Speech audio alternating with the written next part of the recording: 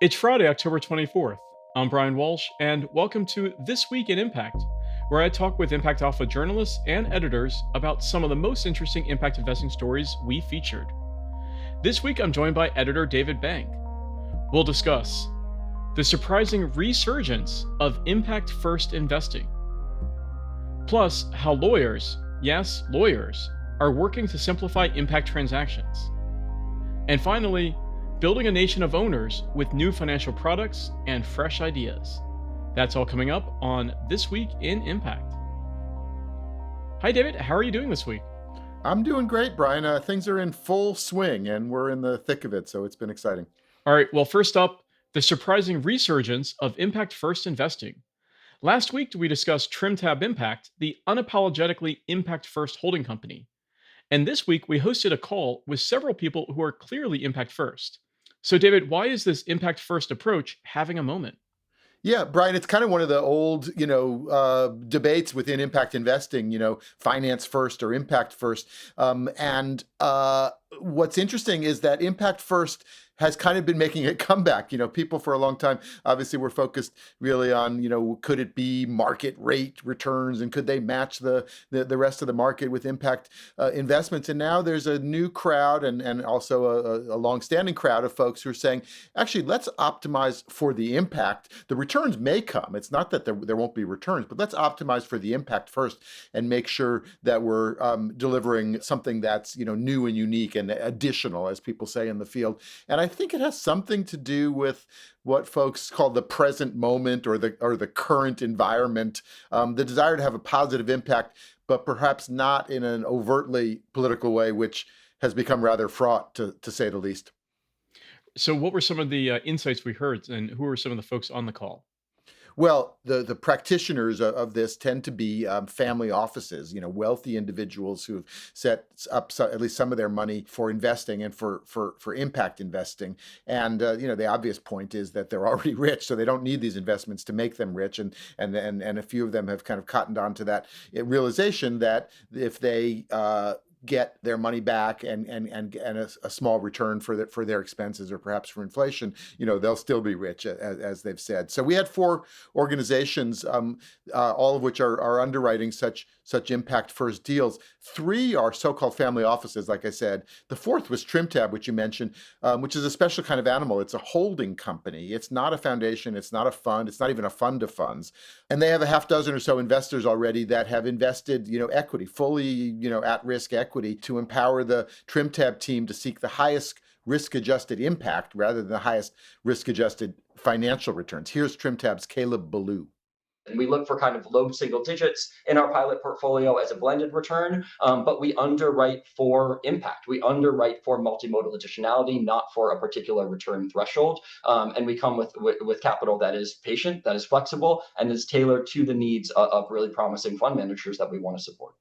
So that's pretty straightforward as far as those ideas go. But what about crowding in other limited partners, other LPs? Well, I mean, that's, I think, the main goal in a sense, de-risk it in various ways or just signal that there's they are there for some of these emerging fund managers or these ventures, what have you. There's also, of course, the counter indication, which is, if an impact first or an impact investor gets in, does that tell other LPs, investors that maybe this is not a commercial proposition and might have kind of the opposite effect of scaring them away? I put that question to Margot Kane of Spring Point Partners. Well, all money is green, Dave. And I will say, we temper how we show up in ways so we don't, lead with the headline. We're impact first when we're presenting to a more market oriented audience of LPs or GPs necessarily. We don't mandate that our GPs have an impact first mandate, obviously, in venture specifically. But I think, the kinds of GPs we back are doing this because they are mission driven. And so they see that values alignment in us and they like to have us involved because of that mission alignment. So it's all about reclaiming the narrative here about what is impact investing. Yeah, the biggest takeaway for me was that, low returns, is it's not really the way to think about it. Many of these investments create a tremendous amount of value. The question really is who gets to reap that value? Who gets what share of the value that's created by the investment? Is it the already wealthy investor, or say the first-time home buyer, or the employee who's becoming an owner of the company they work for? Alex Evangelides at A to Z Impact put it well. So much of it is really just about like how do we cut the pie differently? And if you as the LP, if you as the investor, if you as the wealthier family are willing to take a smaller piece of the pie, it can go somewhere else, right? And we want to make sure it goes to a place that we think is impactful. But I think it's as simple as that in terms of the sacrifice we're asking people to make. It's just give up a little piece of that pie, take a little bit less of it. And I think a lot of good things can happen if you do. All right, David. So where does this conversation go from here? Well, one place the conversation will keep going is at SOCAP next week, and the conference is in town here, and I'll be leading a conversation on catalytic capital 2.0, including Greg Nietzsche at Kennyarth, who joined the call. And that's, of course, backed by one of our sponsors, the Catalytic Capital Consortium and the MacArthur Foundation. We had Deborah Schwartz from MacArthur on the call as well, and she's been a pioneer and a leader in mobilizing this kind of impact-first capital, not only from family offices, but from across the capital spectrum, and really providing some of the proof points and case studies that make all of this come to life. So we'll see whether this resurgence has legs or not. All right. Well, you can read a recap on this week's call on Impact First Investing on impactalpha.com. There's also a link in our show notes. Later on, we'll discuss fresh ideas for the ownership economy. But for now, we'll take a quick break. When we come back, how lawyers are working to streamline impact investment transactions. Sign up for Impact Alpha's free weekly newsletter, Impact Alpha Open, a crisp, expert-curated investment briefing that lifts up people, data, tools, trends, and job opportunities to help you stay ahead of the curve. Find the Alpha in Impact. Visit impactalpha.com/open to learn more. Like many nuanced impact investments, blended finance transactions tend to be bespoke and are growing more complex, mixing different forms of capital in ways that make it difficult to align incentives or standardize terms. The result? Deals that stall, fail, or don't deliver the promised impact. Into the breach is stepping lawyers? Impact lawyers, that is. As our Eric Stein reported for us, last week in Mexico City, a group known as the Global Alliance of Impact Lawyers met to discuss ways that might help certain impact transactions and investment instruments go from niche to mainstream.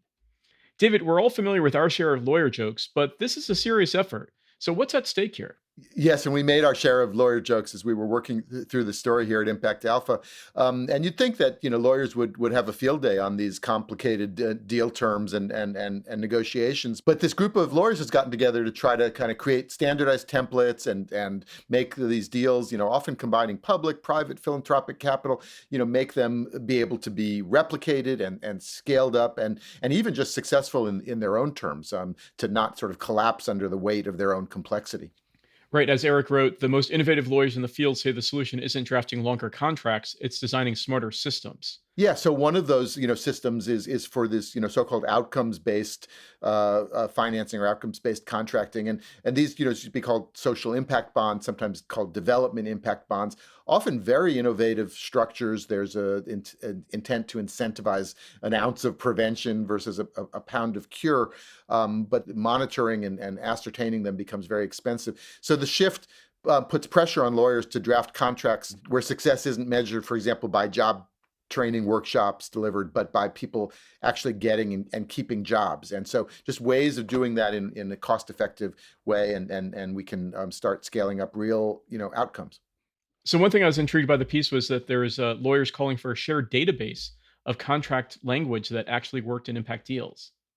Yeah, I mean, and this, is no easy task. There's different jurisdictions, different countries, obviously different kinds of asset classes, different counterparties in each case. But bringing all this together into a database that other lawyers can pick from and save themselves a bunch of time will also lower the costs for the managers, doing these kinds of deals, and then ultimately, hopefully, improve the success rate for the ventures that are raising that kind of money. So trying to just kind of streamline the process and get it flowing in a much more sort of vibrant way. All right, well, you can read Eric's piece on the Global Alliance of Impact Lawyers on impactalpha.com. There's also a link in our show notes. But for now, we'll take one more quick break. When we come back, it's the ownership economy, stupid. New ideas and financial products to build a nation of owners. Finally, David, earlier this week you moderated a panel at the Aspen Ideas Economy Festival in Newark, New Jersey, where you may have gained some new entries in the ongoing playbook for shared prosperity that we're building. What are some of the new ideas around the ownership economy that you discovered?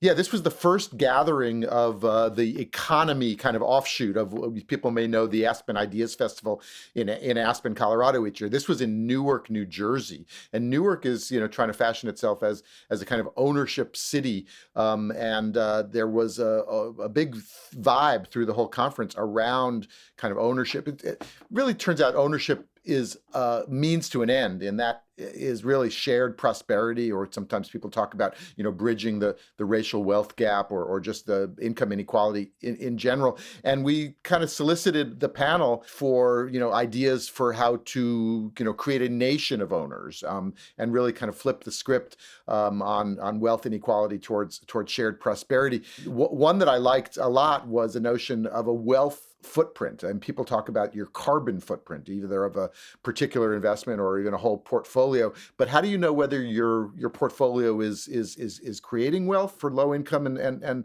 other disadvantaged folks, or whether it's just extracting wealth? And so Gary Community Ventures Santosh Ramdos, called for sort of looking at that wealth footprint and asking portfolio holders, whether they can just share a bit more of that wealth. And what would that look like once you have measured your wealth footprint? And what would be some of the benchmarks for how to share it more? Well, and Lanier Richardson, he runs a fund called Chicago Trend, and they've been investing in commercial shopping centers in underinvested neighborhoods, the corner strip mall and whatnot. And what they do is arrive at the terms of a good deal, and then offer a slice of that investment to the neighbors around that development at the same terms that they get. So the neighbors would never have a chance to get into a deal like that, and they can put very small amounts, up to $1,000 or $2,000, and be an investor in the commercial property in their own neighborhoods as that corridor comes up. Then instead of being displaced by gentrification, they take a little bit of a ride on that.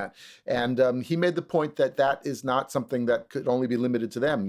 Goldman Sachs tends to be able to negotiate a good deal on that office tower going up downtown. Why not take a slice of that and make that available to residents around the development, and let them get in at the same terms of the big boys and girls?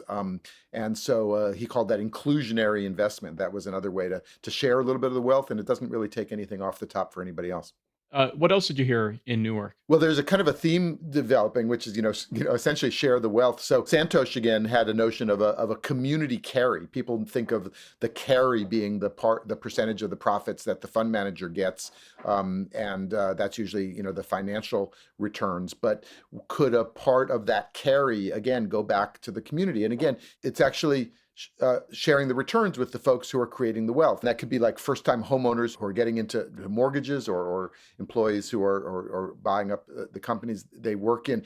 Santosh made the point that the only people who have gotten wealthy from the investments that foundations have made is the investment managers and their fees, and then maybe the foundations themselves, and the amount that's been shared with the communities is essentially nil. And so why not take the carry, the part of the profits that the investment managers get, and share some of that with the community, kind of a community carry, and make this whole world of finance a little bit less extractive itself. Getting back to the original topic we talked about today, about the surplus value that's created in the capitalist economy, and who benefits from that, and how do you share that prosperity more widely? Yeah, it's the age-old battle, as people say, and it's who gets the benefit of the rising prosperity. And I think it's becoming more and more obvious to folks that sharing that prosperity more broadly is good for communities, and I think ultimately it's good for business and society as a whole as well. All right. Well, you can read David's piece on the ownership economy on impactalpha.com. There's also a link in our show notes. But for now, that's going to do it for this episode of This Week in Impact. Thank you, David. Thanks, Brian. Always a pleasure.